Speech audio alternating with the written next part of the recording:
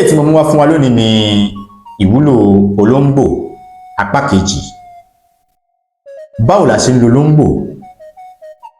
Kí láǹfààní tó ń bẹ lára olóńgbò? Olóńgbò jẹ́ ẹran kan tí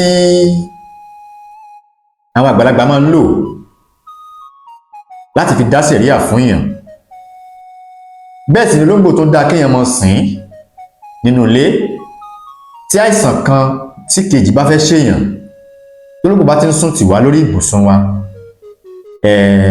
olóńgbò máa fara gba nǹkan burúkú tó fẹ́ ṣẹlẹ̀ sí wa, yóò máa fara gba àwọn nǹkan yẹn. Iṣẹ́ tí olóńgbò ń ṣe nìyẹn fún àwa ìdámọ̀nìyàn. Ó dá ká máa sin olóńgbò, àmọ́ àwọn àgbàlagbà wọ́n máa ń lo olóńgbò. Olóńgbò máa tètè ń gbàbọ̀dè fún olówó ẹ̀. Àtèmi àti yín, ayé ò ní tó wá mọ́lẹ̀ bí ẹran so. Ẹ fàpèrè tẹ̀dí, ẹ káàbọ̀ sórí ètò yín, ètò wa, ètò àṣírí ewé àti ìgbà bàbá wa. Orúkọ mi ni Dr. Aviz Abolade ọmọ Aramide. Tó ti yá, ẹ mú mẹ́rọ yín àtìwé o, ẹ ká máa bá ètò bọ̀. Níbikíbi tẹ́ bá ti ń wò mí lónìí, àánú Ọlọ́run Ọba kò ní fi wá sílẹ̀. Ojú yín ò ní fọ́, etí mi náà ò ní di, ojú mi ò ní fọ́ o. Gbogbo ẹ̀yin tẹ́ wò mí pátápátá, ojú wa ò ní fọ́, etí wa ò ní di, àárín ní gbé sọnù bí kì í ṣe bí ọmọ. Ọdún yìí parí lọ báyìí, ẹ̀mí wa ò ní parí. Ọdún yìí lọ sópin, ẹ̀mí wa ò ní lọ sópin o. Ń ta létà bá lóṣù tó kọjá, oṣù táwa nú èyí kó tó parí, yóò tẹ̀ wá lọ́wọ́ láṣẹ Ìdùmarè. Ẹ bá mi lọ wá olóńgbò náà lẹ́ ń wò yìí. Ẹ bá mi wá èsè. Ẹ bá mi wá orí èsè. Olóńgbò ni wọ́n ń pè ní èsè, òun náà ni wọ́n ń pè ní músù. Ó ti yé yín? Olóńgbò ni èsè, òun náà ni músù. Ẹ bá mi wá orí olóńgbò tó nírun tó pé, tó jẹ́ tútù. Ẹ bá mi wá. Ẹ bá mi wá ewé ejìrìn tó tútù. Ẹ bá mi wá. Odidi atare kan àti ewé ètìpọ́n ọlá. Orí olóńgbò yìí á su ewé ejìrìn lóṣùká ni o. Ewé ejìrìn á su ní òṣùká ríbítí. Á wà forí olóńgbò yìí á fi sí lórí, láti fi sí lórí tó olóńgbò tó nírun ni o. Á forí atare kan sí. Ẹ bá mi wá ewé àjìfà. A kò bò mọ́lẹ̀. Ẹ jẹ́ kí a jó. Ṣé a ti jó? Ẹ jẹ́ kí a jó kó di ẹbu. A ti jó, ti di ẹbu. Ó ní afárá oyin nínú o. Ó ní afárá oyin nínú. Ẹ bá mi kó afárá oyin sí. Ẹ jẹ́ kí a jó. Ṣé a ti jó? Tá bá ti wá lọ, a wá dá ń tà lọ yìí. A dá sínú ọtí ṣìnáàpù ni. Inú ọtí ṣìnáàpù ni a dá sí. A fi oyin díẹ̀ a fi sí. Iṣẹ́ yìí ó sólẹ̀ tó dájú ni o. N tí a ti dánwò dáadáa ni.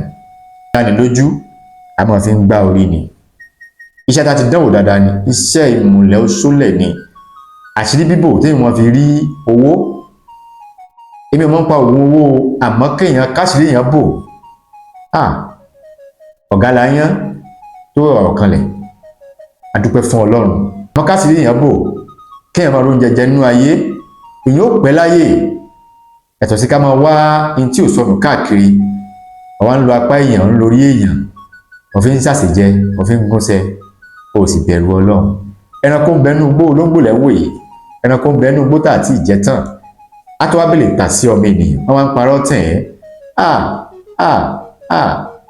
Késekése pẹ́ẹ́ ní pẹ́ láyé, ọmọ yín ò ní tẹ́yìn yín sí. Gbogbo ẹ̀yin tẹ́ bá ń ṣerú ẹ̀, tẹ́ ń pa ọmọ ọlọ́mọ, tẹ́ fi ń ṣòwò, ọmọ yín ò ní tẹ́yìn yín sí. Bí ó ṣe jẹ́ nìyẹn. Ẹ bá mi jó. Ṣé a ti jó? A wá dà sínú ọtí. A fòyìn sí. Ẹ jẹ́ ká mọ̀ jí pọ̀. A lè lo iṣẹ́ yìí kí a má rí ẹ̀yọ́nú Elédùmarè. Bí wọ́n ti pè é ti pẹ́, kọ̀ǹtráktọ̀ ní ẹni òríṣẹ́ ṣe. Àwọn àgbàlagbà ti da ọwọ́ bo iṣẹ́ ìmọ́lẹ̀. Ó bá gbìyànjú eléyìí, gbìyànjú ìmọ́lẹ̀ aṣínà ọ̀la yìí, gbìyànjú ẹ̀ á jẹ́ fún yín bó ṣe jẹ́ fún Ajíbíkí tó kọjá wé, á jẹ́ fún yín bó ṣe jẹ́ fún Ọ̀sán Ìbíkí tó kọ̀wé. Ajíbáyé lọ lọ́kọ̀ ọ̀dẹ ló mú ọ lọ tó fi lè wé àtìgbò àtiwé àtìgbò kó máa jẹ́ fèmí àti yín lónìí. A máa mu kínní láàárọ̀ kùtùkùtù ni àárọ̀ kùtùkùtù ni a máa lò ó, ìyẹn parí síbẹ̀. Ilé tó tún farajọ́ òun náà ni olóńgbò. Báwo la ṣe ń lo olóńgbò yìí? Bá mi wá olóńgbò kan, olóńgbò kan tó tóbi dáadáa. A wá pa olóńgbò yìí, a dù lọ́rùn ni.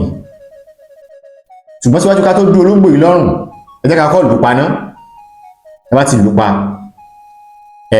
a wá fi owó tó ga jù, owó tá ń ná nílùú tá bá wà lọ́dọ̀ tí wá ń bí 1000 ló wà ní owó tó ga jù lọ́dọ̀ tí wà. Ẹ lè lo owó tó wà ní owó ìlú yín, ẹ lò ó. A wá fi owó ìbò, a fi hàn olóńgbò yìí síwájú kí a tó pa á. A fi hàn olóńgbò yìí síwájú kí a tó pa á. Owó tá máa lò ó jẹ́ oríṣi owó 4. A mú owó kan, a so mọ́ ẹsẹ̀ rẹ̀ bí a so. A kọ́kọ́ fi owó yẹn hàn ná. A ti fi owó yẹn hàn olóńgbò yẹn níbi tó bá wà. Tó ti yé báyẹn. A wá mú owó kan, a so mọ́ ẹsẹ̀ ọ̀tún, owó kejì ẹsẹ̀ òsì, owó kẹta apá rẹ̀. Bí a ṣe so owó 4 mọ́ ní apá nìyẹn. A so lówù dúdú àti funfun. Lẹ́yìn tí a bá ti wá ṣe báyẹn tán, a wá la olóńgbò yìí ní àyà. A là ní àyà ni o. Ẹ bá mi kó ewé oríjìn, ẹ kó sí láyà. Bá mi kó ewé ètìpọ́n ọlá, ẹ bá mi kó sí láyà. Ẹ wá fi ìkó dídẹrẹ́, ìkó dẹ, a fi há olóńgbò yìí lẹ́nu nígbà tá bá pa tán. Ìkó dẹ tá mọ̀ sí ìkó dídẹrẹ́, a fi há olóńgbò yìí ní ẹnu ni o. A fi há lẹ́nu. A ti fi há lẹ́nu. A ti fi há lẹ́nu àbí? Bá mi kó sínú agbada, apẹ ìjọ ògùn. A ti kó sínú agbẹ ìjọ ògùn. Ó yẹ bá mi fi orí játàrí kan sí. Ẹ jẹ́ kí a jó. Ṣé a ti jó? Ẹ jẹ́ kí a lọ kó kúnná dáadáa. Báwo la ṣe máa lò ó? Bá ti jó tó ti di ẹbu. A ti jó ó ti di ẹbu. A dà sínú ọtí ni. Ẹ ká máa ṣàdúrà ká máa lo iṣẹ́ yìí. A ṣí fún wa, ọ̀nà là fún wa. Gbogbo ọ̀nà tó dí mọ́ ọ̀tá wa yìí, ọwọ́ àwọn àgbàlagbà náà ni. Ìmùlẹ̀ lélẹ́yìí o, kì wá ṣe ìmùlẹ̀ táwọn fi ń darapọ̀ mọ́ àwọn àgbàlagbà o. Ìmùlẹ̀ àṣírí bíbò lélẹ́yìí, òṣòlẹ̀ ìmùlẹ̀ àṣírí bíbò ọlà ò ní eléyìí o. Ó ní eléyìí. Ẹ lè fẹ́ pè mí. Nọ́mbà tí ẹ máa pè mí sí ni 080 39 33 6675 tàbí 080 53 13 31 42. Bí ó ṣe jẹ́ nìyẹn o. Ewé ètìpọ́n ọlá àti ewé oríjìn, èkó dẹ á fi bọ́ lẹ́nu, á fi bọ́ olóńgbò yìí lẹ́nu.